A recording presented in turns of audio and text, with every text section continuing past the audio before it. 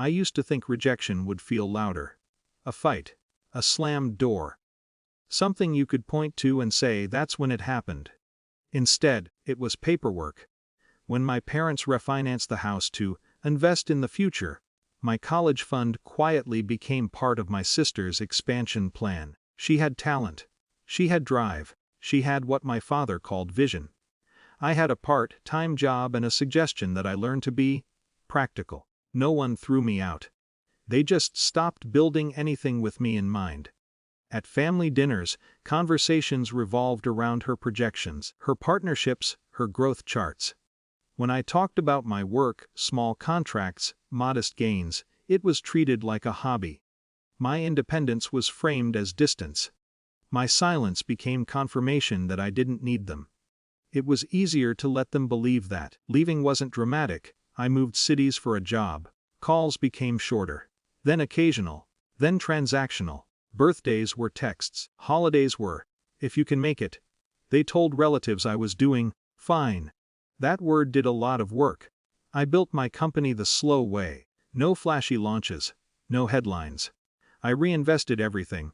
I learned from people smarter than me. I made mistakes that cost me sleep and money, but they were mine. No one redirected my risk. No one softened my falls. The first time I crossed 7 figures, I didn't celebrate. I just adjusted my projections and went back to work. By the time my sister's company was featured in a business magazine, I already knew what the article didn't mention: over-leveraged loans, rapid scaling without infrastructure, loyalty hires over qualified executives. I'd seen the pattern in other firms. I recognized the optimism. My parents called it brilliance. The collapse wasn't sudden. Vendors went unpaid. A lawsuit surfaced. Senior staff left quietly. Then the bank stepped in. I found out the same way everyone else did, through a market notice about restructuring discussions. I read it twice before I felt anything. 3 days later, my mother called. Her voice was careful, like she was approaching a stray animal. "We've all made mistakes," she said. "Family should come together in moments like this." She didn't ask how I was. She asked what I could do. The meeting was scheduled at their headquarters. Not the house. Not the kitchen table where I used to sit unnoticed. A conference room with glass walls and a long walnut table I remembered helping assemble when I was 16. This time, there were lawyers. My sister looked smaller than I remembered. Not defeated. Just tired in a way that ambition doesn't fix. The bank's regional director sat at the head of the table. He spoke plainly. Without immediate capital injection and operational restructuring, the company will enter liquidation proceedings within 30 days. There it was. Not emotion, not favoritism, not potential. 30 days. My father looked at me then.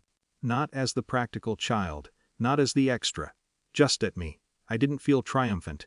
I felt steady. They had assumed I would invest out of loyalty. That I would patch the holes and restore the hierarchy.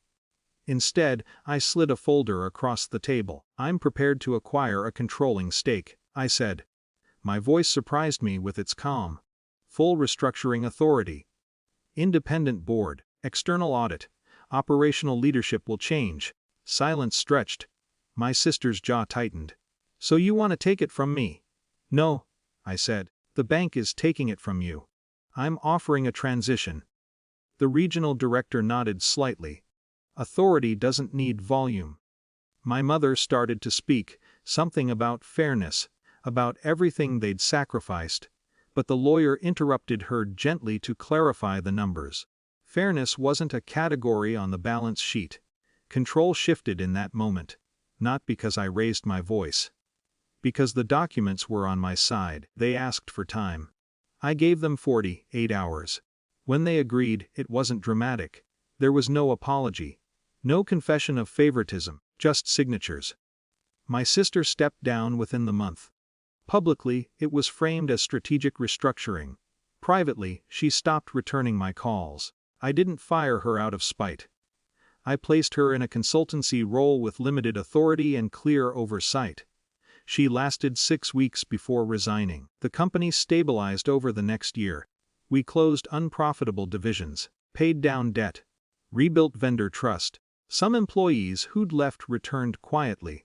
At the first profitable quarter under new leadership, my father visited my office. He looked older, smaller in ways that had nothing to do with posture. "You've done well," he said. It wasn't an apology. It wasn't praise either. It was an acknowledgement that could have been offered years ago and wasn't. "I did what the company needed," I replied. He nodded, as if that was the entire story. "We don't have family dinners anymore. Holidays are polite, careful. My sister and I speak through intermediaries when necessary. My mother avoids business updates in conversation, as if pretending the shift never happened will make it less visible. I saved the company. I did not restore the family. And strangely, that doesn't age the way it used to. For years, I thought success would feel like proving them wrong. It doesn't. It feels like no longer needing to. When I walk through the headquarters now, employees greet me by name. Decisions are debated, not dictated. Performance is measured, not assumed. I am not the afterthought in the room. That's enough. Not revenge, not reconciliation. Just enough.